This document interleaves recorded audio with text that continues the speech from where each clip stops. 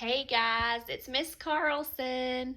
I have another story for you today, but first I want to show you something. I'm upstairs in my kids' playroom and look at it. Does it look very clean? Or does it look a little messy? I think it's a little messy. Do you know when we're at school and we play with centers and we want to go to another center, we just have to clean up and then we go there. But my kids are not remembering that rule. So they're going to get to clean up this messy room today. And I have a story to read you by the Berenstein Bears called The Messy Room. Maybe I should read it to Ellen Raleigh too.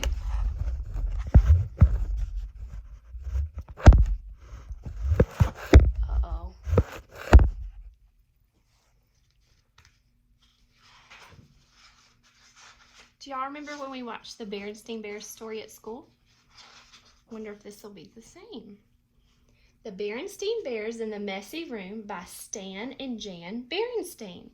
They are the authors of this story. From the outside, the Bears' treehouse, which stood beside a sunny dirt road deep in bear country, looked very neat and well kept. The flower beds sparkled with red, yellow, and blue tulips. The woodwork was freshly painted and in good repair. The grass was cut and the vegetable patch was properly weeded. Even the bird's nest that perched on one of the tree house branches was well trimmed. The inside of the Bears' treehouse was neat and clean too. The pictures were straight, the piano was dusted, the kitchen was spick and span. Even the basement was neat and clean. And if you think it's easy to keep a treehouse basement neat and clean, well, you've never had to do it. Yes, the Bears' treehouse was a lesson in neatness and cleanliness, except for one place, Brother Bear and Sister Bear's room. It was a mess. That sounds like our playroom at Miss Carlson's house. A dust-catching, wall-to-wall, helter-skelter mess. A half-done jigsaw puzzle gathered dust in one corner of the room. A group of brothers' dinosaur models collected cobwebs in another. Sister's stuffed animals were everywhere. As for the cub's big storage closet, well, just be careful if you opened it. It wasn't that brother and sister were naturally messy. They tried to keep their room straight. They made their beds most of the time. And they swept and picked up once in a while. The trouble was that when cleanup time came, they spent more time arguing than cleaning. How am I supposed to sweep with your dinosaur toys all over the floor? Argued Sister. They're not toys, they're models. And don't move them. I'm working on a setup of the Pleistocene age, Brother protested.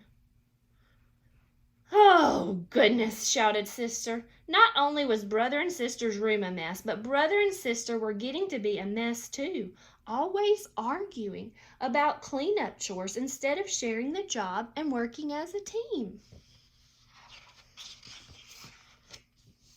What usually happened was that while the cubs argued about whose turn it was to do what, Mama took the broom and did the sweeping herself. And she often did the picking up too. That was the worst part, the picking up and the putting away. Mamas do a lot of that. Well, the mess just seemed to build up until one day, maybe it was because Mama's back was a little stiff, or maybe it was stepping on Brother's airplane cement, or maybe she was just fed up with that messy room. But whatever it was, Mama Bear lost her temper. She stormed into the cub's room with a big box. Uh-oh. "The first thing we have to do is get rid of all of this junk," she said. "Junk?" said brother and sister, watching in horror as Mama began to throw things into the box. "My teddy isn't junk," screamed sister. "My bird's nest collection isn't junk," yelled brother at the top of his lungs. The screaming and yelling got so loud that it reached Papa, who was in his workshop putting the finishing touches on a batch of chairs that had been ordered by one of his customers. He couldn't imagine what was wrong. He hurried up the stairs and looked into the messy, noisy room. It didn't take a deep thinker to figure out what was going on. "Quiet!" Papa got Mama and the cubs' attention and called a family meeting right then and there.